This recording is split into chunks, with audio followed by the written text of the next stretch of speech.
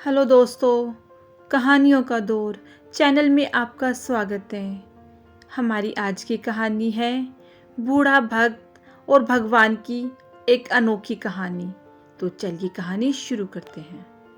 एक आदमी जो जीवन भर राम नाम जपता रहा, अब वो बूढ़ा हो गया था और इतना कमज़ोर हो चुका था कि अपनी जगह से बिना किसी सहारे के उठ भी नहीं पाता था।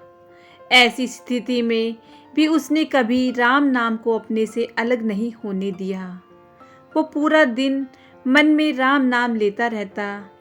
राम नाम की वजह से उसे अपनी तकलीफ़ों को सहन करने की शक्ति मिलती।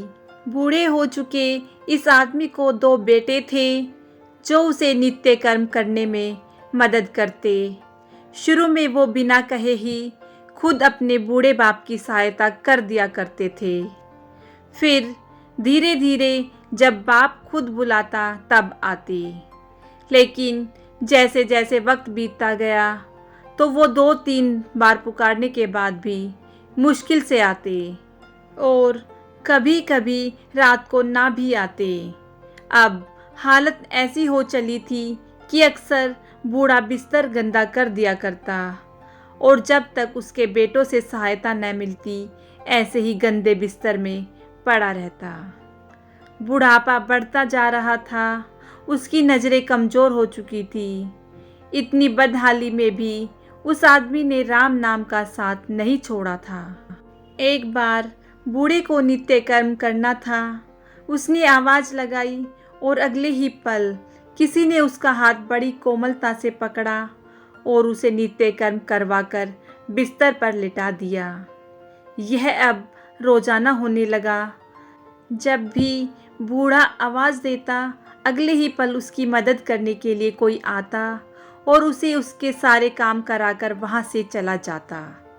नज़र कमज़ोर हो चुकी थी, देखकर बूढ़ा उसे पहचान नहीं पाता था, लेकिन बूढ़ा जानता था कि यह उसके बेटे नहीं हो सकते और वह स्पर्श भी उनके बेटों का नहीं था। एक दिन जब बूढ़े आदमी ने अपने नित्य क्रिया करने के लिए अपने बेटों से मदद मांगी, तब अगले ही पल उसे फिर से वही मुलायम वाला स्पर्श महसूस हुआ। सारा काम खत्म करने के बाद बूढ़े आदमी ने उस व्यक्ति का हाथ पकड़ लिया और उससे पूछा, सच सच बताओ, आखिर तुम कौन हो? तुम मेरे बेटे तो नहीं हो सकते। बूढ़े के सवाल के साथ उसके कमरे में बहुत तेज रोशनी हुई और प्रभु ने अपने दिव्य अवतार में वहां पर दर्शन दिए। किसी भी वस्तु को बड़ी मुश्किल से देख पाता था। बूढ़ा व्यक्ति भगवान के दिव्य रूप को स्पष्ट रूप से देखने में समर्थ हो गया।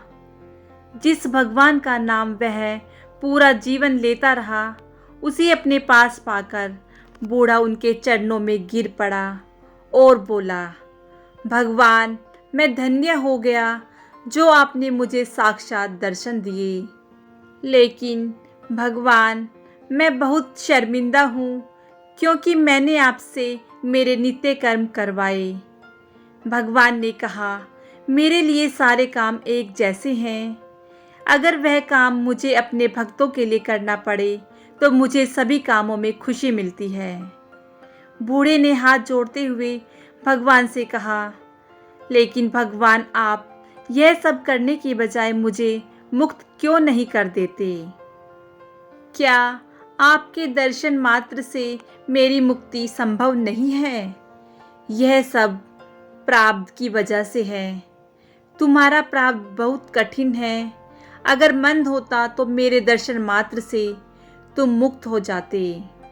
मैं चाहूँ तो तुम्हें अभी मुक्त कर सकता हूँ, लेकिन फिर अगले जन्म में तुम्हें प्रारब्ध को भोगने के लिए आना पड़ेगा। इसलिए मैं तुम्हें खुद तुम्हारा प्रारब्ध काट कर मुक्त करवाने के लिए सहायता कर रहा हूँ, भगवान ने कहा। इतना बोलकर भगवान वहाँ से अंतर्ध्यान हो गए। कुछ महीने काफ़ी तकलीफ भोगने के बाद बूढ़े आदमी को मुक्ति मिली। दोस्तों, हमारे द्वारा किए गए कर्मों का फल हमें इसी जन्म में भोगना पड़ता है, लेकिन भगवान नाम से हमारे कष्ट थोड़ा कम हो जाते हैं। दोस्तों, कैसी लगी आपको ये कहानी? मुझे कमेंट करके ज़रूर बताइएगा। अगर आपको ये कहानी अच्छी लगी हो तो इस वीडियो को लाइक कीजिए, शेयर कीजिए और मेरे चैनल को सब्सक्राइब कीजिएगा। कहानी सुनने के लिए बहुत बहुत धन्यवाद।